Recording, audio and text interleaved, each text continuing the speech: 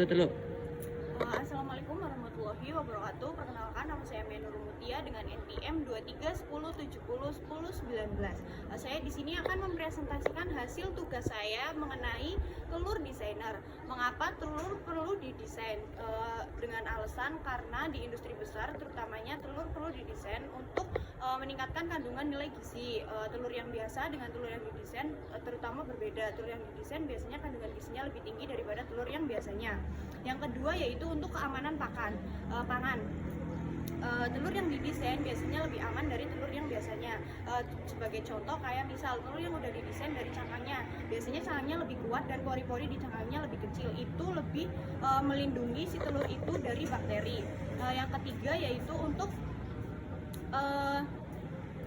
kebutuhan pasar. Telur yang didesain biasanya akan memenuhi kebutuhan pasar atau daya saing di pasar itu lebih sedikit. Sebagai contoh kayak misal konsumen menginginkan telur yang omega 3-nya tinggi. Nah, kita seharusnya menyesuaikan dengan keinginan konsumen. Nah, yang keempat yaitu untuk daya saing produk.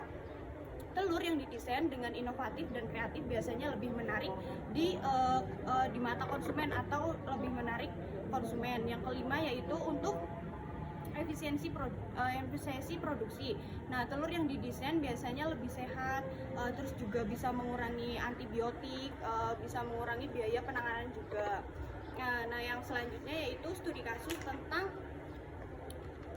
mengapa telur-telur memiliki warna kuning telur yang berbeda-beda, seperti yang Pak Bayu contohkan atau seperti yang Pak Bayu bilangkan pada PPT. Yang pertama yaitu telur yang memiliki kuning telur pucat, nggak seperti biasanya. Itu terjadi karena pakan yang diberikan yaitu hanya pakan biasa atau pakan yang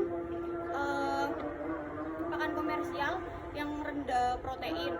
Yang kedua yaitu karena lebih sedikit diberi kiantrofil. Kiantrofil itu di sini yaitu sebagai pigmen warna yang penting dalam unggas, mempengaruhi warna kulit dan warna kuning telur.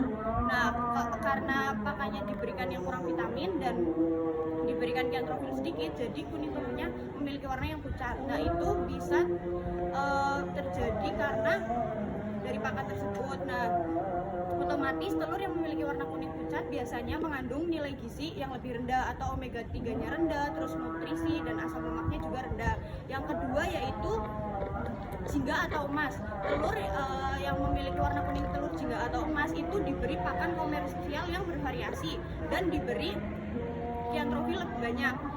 Jadi menyebabkan kuning telurnya lebih memiliki warna jingga atau kuning emas. Nah, biasanya telur yang memiliki warna jingga atau kuning emas lebih tinggi itu kandungan nutrisinya juga lebih tinggi, omega 3-nya lebih tinggi, terus juga nutrisi sama vitaminnya juga lebih tinggi. Nah, yang selanjutnya yaitu telur jingga tua. Telur yang memiliki warna jingga tua tersebut diberi pakan komersial yang bervariasi dan diberi kiantrofilnya juga lebih banyak lagi. Jadi warna kuning telurnya itu lebih pekat dan otomatis memiliki kandungan nilai gizi yang lebih banyak juga. Kayak omega 3, vitamin D3, asam lemak itu lebih tinggi daripada telur-telur yang sebelumnya tadi. Yang kedua itu warna merah. Warna merah disebabkan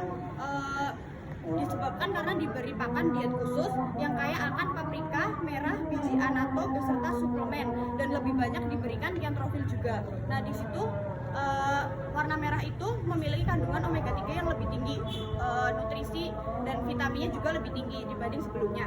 Yang selanjutnya yaitu kuning telur yang memiliki warna putih. Nah, itu disebabkan karena diberi pakan biji-bijian yang disebut atau sorghum. Nah, semakin banyak diberi pakan biji-bijian atau sorghum, maka kuning telur itu akan berubah menjadi warna putih. Nah, itu juga masih memiliki atau mengandung omega 3 dan nutrisi lainnya juga masih tinggi. Yang selanjutnya yaitu warna coklat. Warna coklat disebabkan oleh pakan yang kaya akan pigmen coklat.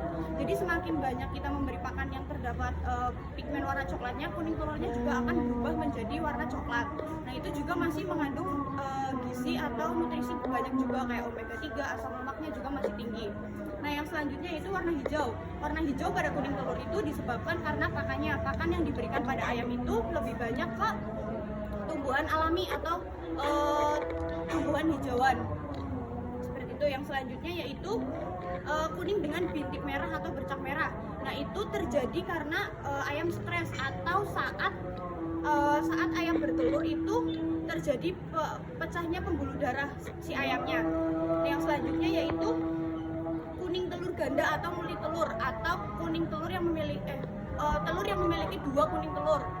Nah, itu terjadi karena ayam yang masih muda yang sangat produktif, dan terjadi karena secara 2 ovulasi terjadi secara bersamaan yang menyebabkan telur memiliki kuning telur ganda. Nah, itu juga nutrisinya lebih banyak. Telur biasanya kan hanya 1 kuning telur. Nah, di sini itu ada 2 kuning telur, jadi otomatis nutrisinya juga lebih banyak daripada telur yang biasanya. Nah, yang selanjutnya itu kuning dengan bintik bercak coklat. Bintik bercak coklat di sini yaitu bintik bercak daging. Nah, itu disebabkan karena pecahnya pembuluh darah ayam betina saat bertelur. Ayam ini juga masih memiliki kandungan gizi yang banyak kayak omega 3, terus vitamin dan lainnya juga masih banyak. Nah, studi kasus yang terakhir yaitu studi kasus tentang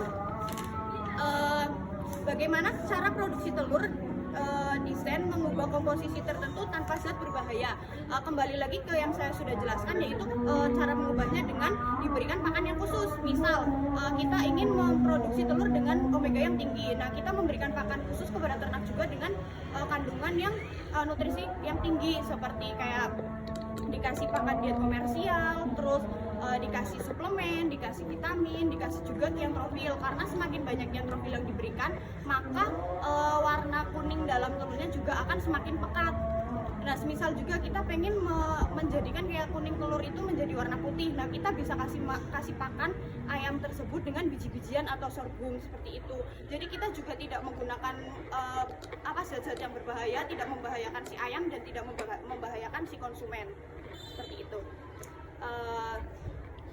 Sekian dari presentasi saya, kurang lebihnya mohon maaf. Wassalamualaikum warahmatullahi wabarakatuh.